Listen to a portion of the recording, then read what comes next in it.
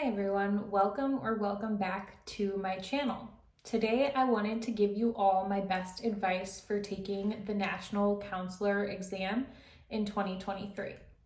So I took the NCE about 5 years ago and I passed on my first try, so I thought it would be helpful to make this video for all of you who are getting ready to gear up and take that test. It can be so overwhelming, especially when you're still in the thick of it with grad school. If you are taking this test in your final semester, I remember feeling so overwhelmed at just like one more thing, one more hoop that I have to jump through, and it's kind of an expensive hoop.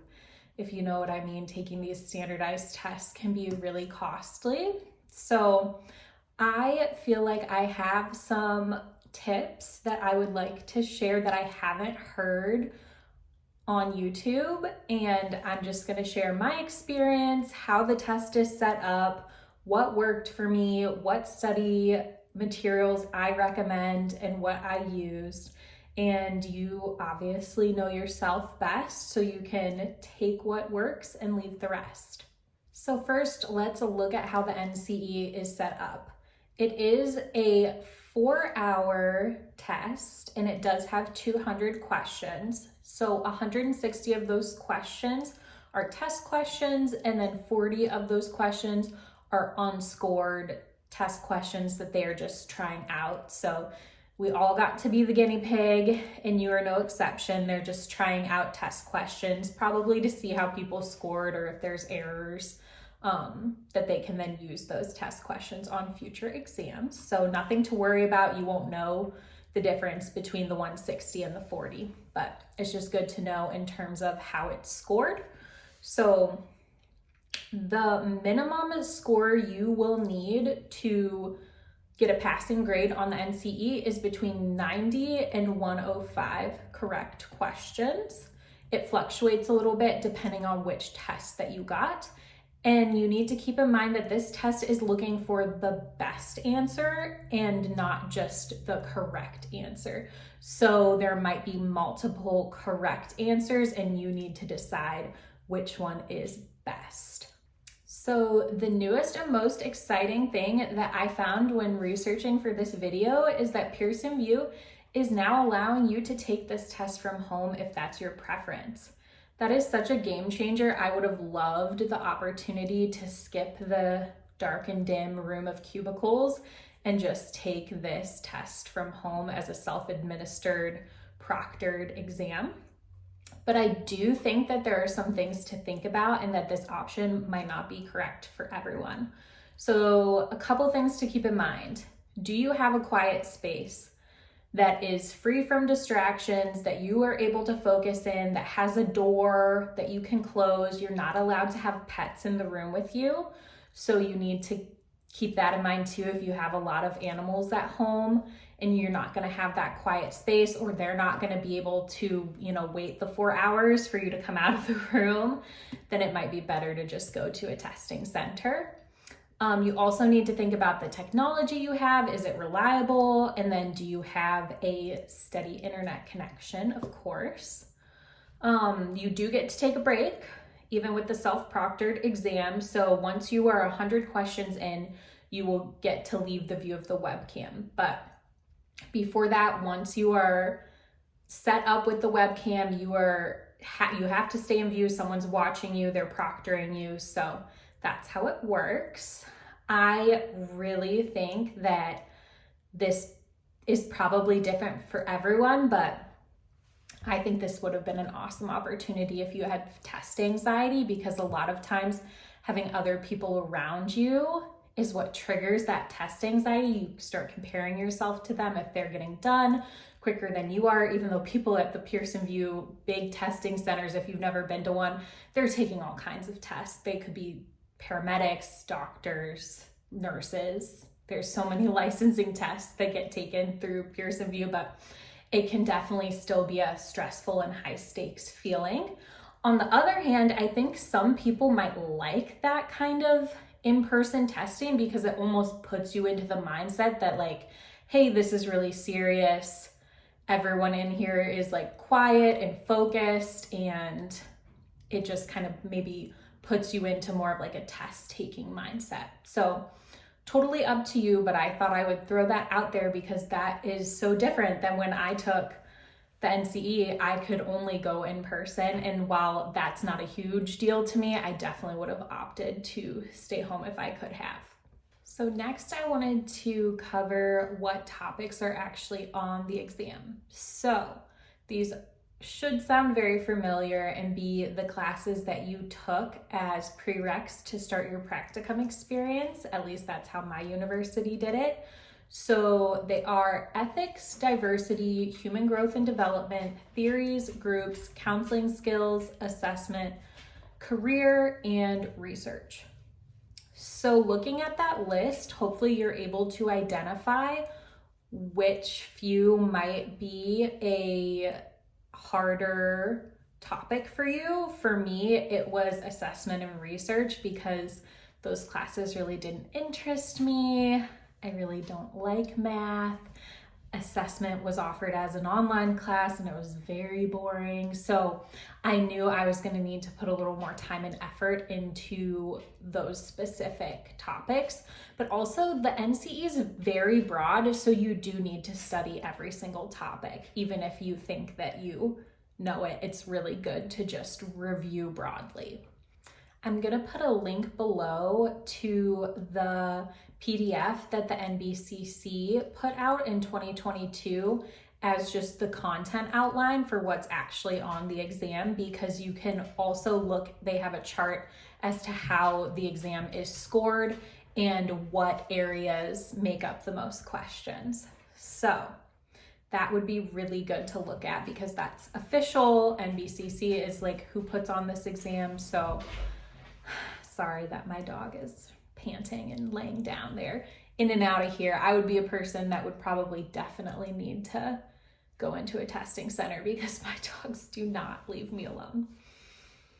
So next I wanted to get into what actual study materials I used. If you've looked into any resources about taking the NCE, then you've probably seen the purple Dr. Rosenthal book. That is like the holy grail study material for most people, and there's really no excuse not to use it because it's offered for free as a PDF online.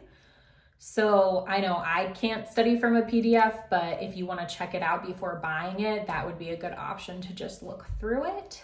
I know there are also CDs of the book that you could listen to. I know CDs are not like the newest technology, but that could be good to pop in the car, or if you're really an auditory learner, that could be a great opportunity for you. I did not use the CDs at all, but I also just don't learn that way or retain information that way. So the purple book is probably the biggest resource you could use, as well as your class notes. So all of those classes that I listed that were the prereqs, hopefully you saved your notes because that can be awesome to look through PowerPoints, see what you wrote down. Even looking at old test questions, if you took quizzes and tests in your classes, could be a great way to study.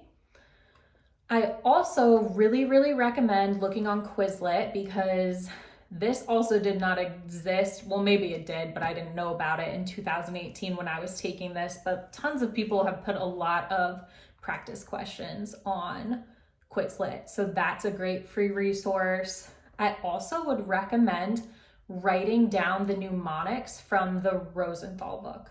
So he uses a lot of mnemonics in that book, and those can be really a game changer if you're trying to memorize and retain information, which is always the hardest thing for me. I'm not great at memorizing stuff. So writing down the mnemonics gets it into your brain twice because you're reading it and then you're also writing it.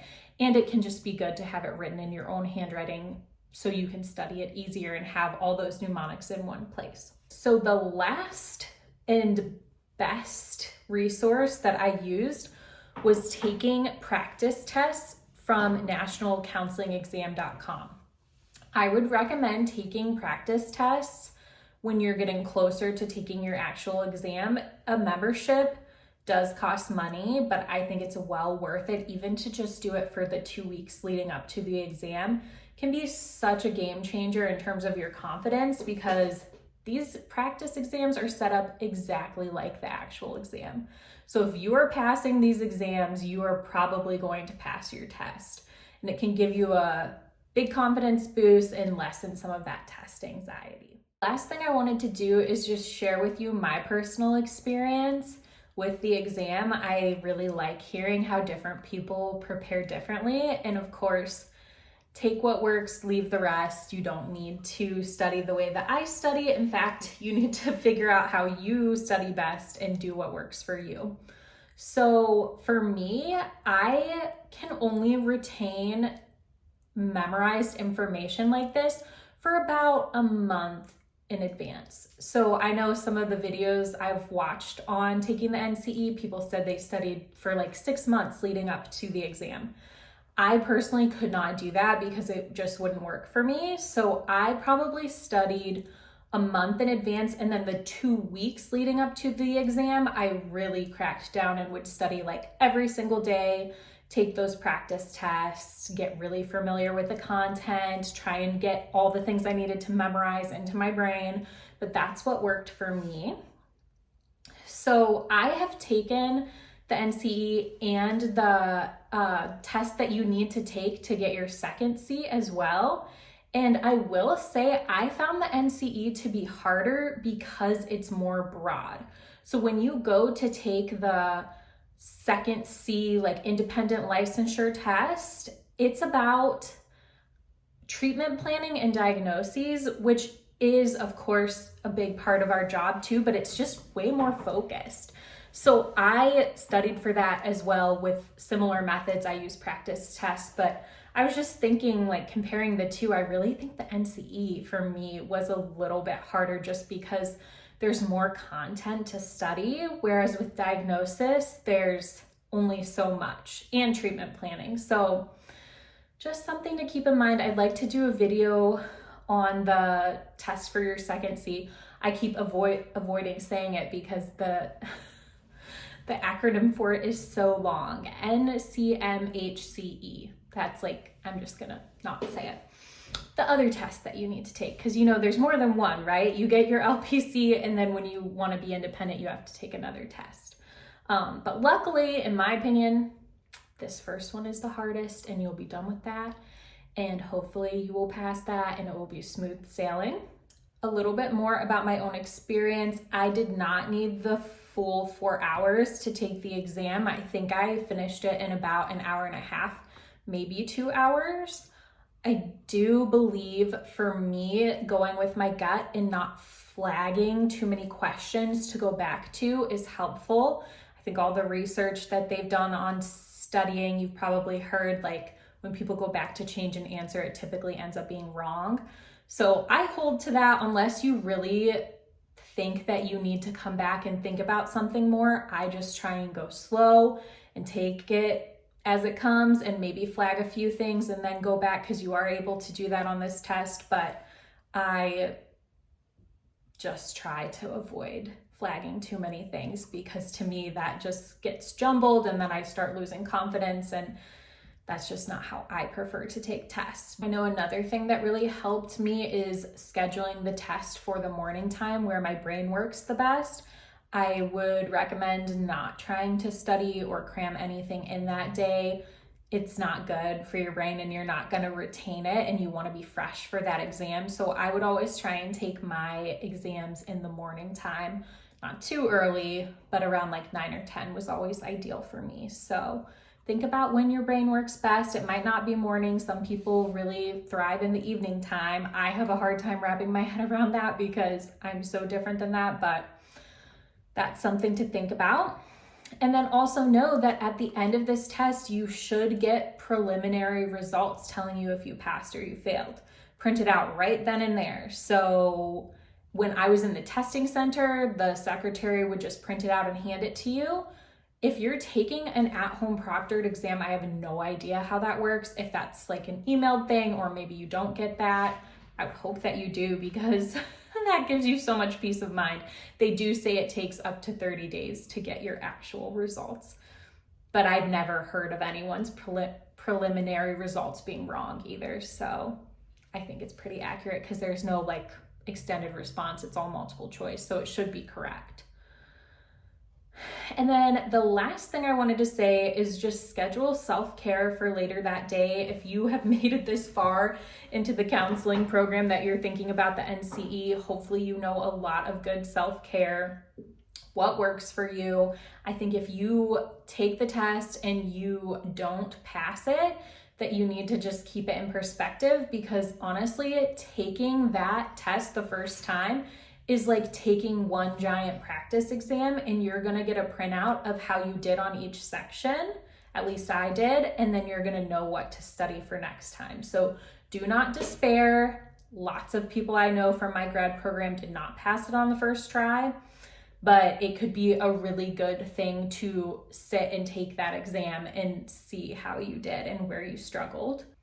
All right, well, that's all for me. I do plan to make another video about how to pass the test for your second C. I really hope that this was helpful. I'm gonna link everything below that I mentioned, especially the place where I took the practice tests, because I think out of all the things, that has been the most helpful resource for me personally. But I'm gonna link the Rosenthal PDF and everything else that was talked about. And if this video was at all helpful and you made it to the end, thank you so much. And I would love, love, love if you liked and subscribed. It helps my little channel so much.